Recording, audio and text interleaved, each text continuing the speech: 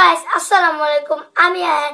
আজকে আমরা পড়বো ক্লাস 3 বিজ্ঞান সাবজেক্ট 2025 অধ্যায় 3 সুস্বাস্থ্যের জন্য খাদ্য। অনুশীলনী সবগুলো উত্তর। এখন আমরা অধ্যায় 3 এর অনুশীলনীর সঠিক উত্তর। আসুন পড়ি।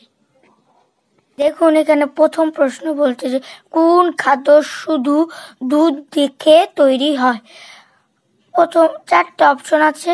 এখান থেকে প্রথমটা হচ্ছে পায়েস, দ্বিতীয়টা সেমাই, তারপরে মাখন, তারপরে ফিন্নি।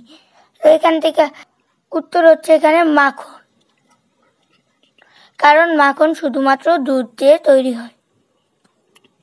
2, আম কোন ঋতু সময়কালে ফল? কোন কালের ফল হচ্ছে? এটার অপশন হচ্ছে গ্রীষ্মকালীন, বর্ষাকালীন, হেমন্তকাল, শরৎকাল। এটার আনসার হচ্ছে গ্রীষ্মকাল। তারপরে 3, পেয়ারা আমাদের শরীরের প্রধান কোন ধরনের কাজ করে? 1, শক্তি যোগায়, 2, দেহের ক্ষয় পূরণ করে, 3, রোগ প্রতিরোধ করে, 4, সৌন্দর্য বৃদ্ধি করে। আনসার হচ্ছে 3 নম্বরটা, রোগ প্রতিরোধ করে। নাম্বার হলো শব্দগুলো থেকে সঠিক শব্দ নিচে শূন্যস্থানে পূরণ করি।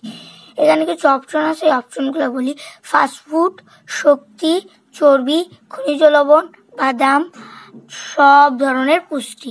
এখানে 4টি শূন্যস্থান আছে, 7টি। এর থেকে আমাদের এখানে উত্তর দিতে হবে।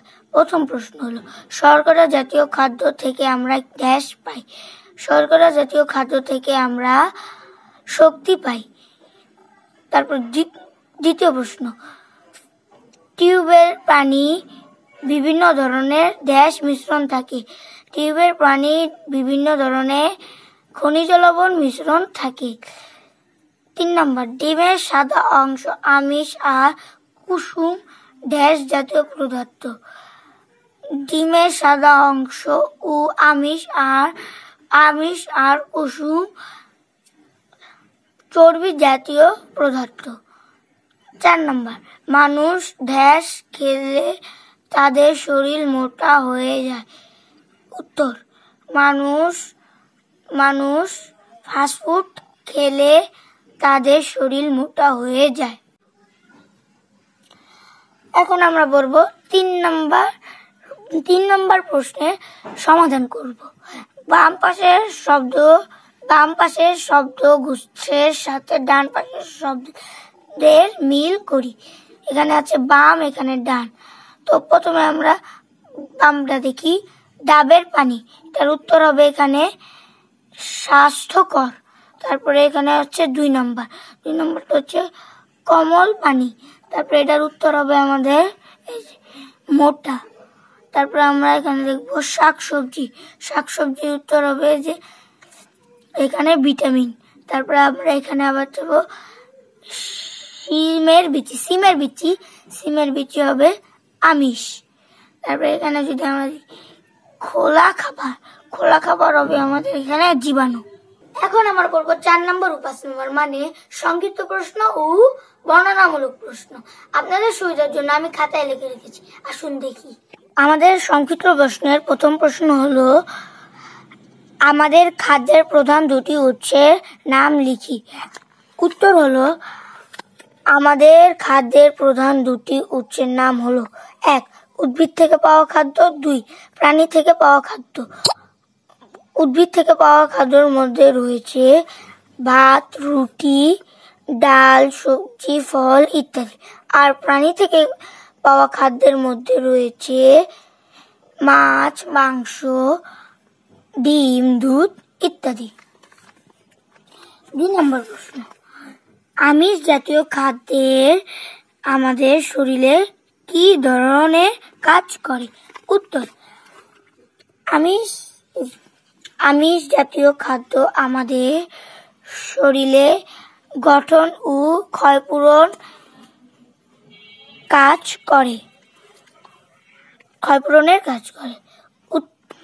মাছ, মাংস, ডাল, সিমের বিচি, ডিমের সাদা অংশ ইত্যাদি থেকে আমরা আমিষ পাই। নিরাপদ ও স্বাস্থ্যকর খাদ্য বলতে কি বোঝায়? উত্তর, যে সকল খাদ্য গ্রহণ করলে আমাদের শরীরে পুষ্টি সাধন হয় সে সকল খাদ্য নিরাপদ ও স্বাস্থ্যকর খাদ্য। তাজা শাকসবজি, ফলমূল, ভাত, রুটি, দুধ, ডিম, ডাল, মাছ, মাংস ইত্যাদি খাবার থেকে আমরা আমাদের প্রয়োজনীয় পুষ্টি পাই। এগুলো নিরাপদ ও স্বাস্থ্যকর খাবার। 4 নম্বর প্রশ্ন হলো নিরাপদ পানি এর দুটি উদাহরণ দিই।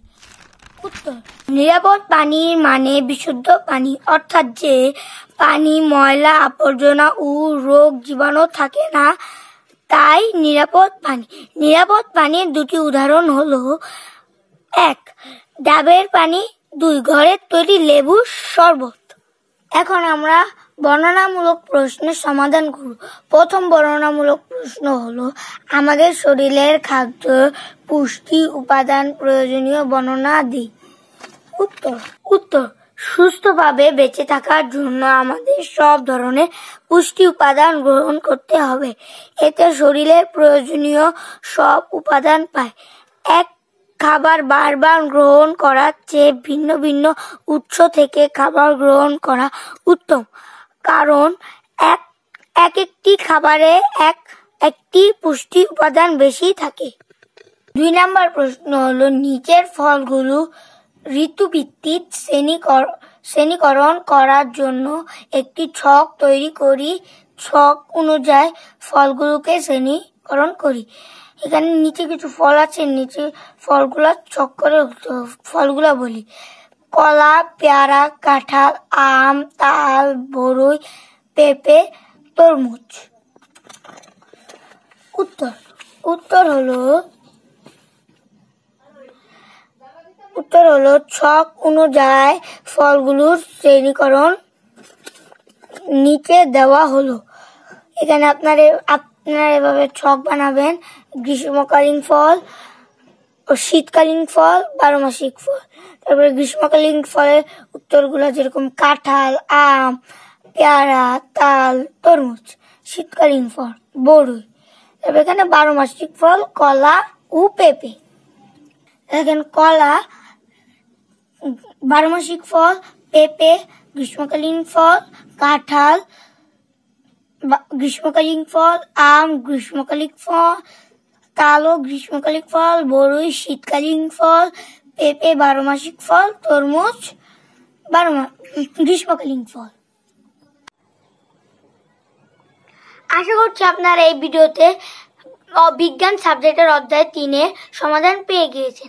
আপনারা অন্য কোন সাবজেক্টের কি অধ্যায়ের উত্তর চান বা সমাধান চান কমেন্ট অবশ্যই বলবেন।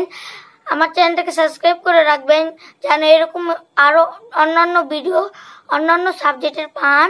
ভিডিওটাকে লাইক করবেন, কমেন্টে বলবেন যে আপনারা এই ভিডিওটা কেমন লেগেছে। Bye bye.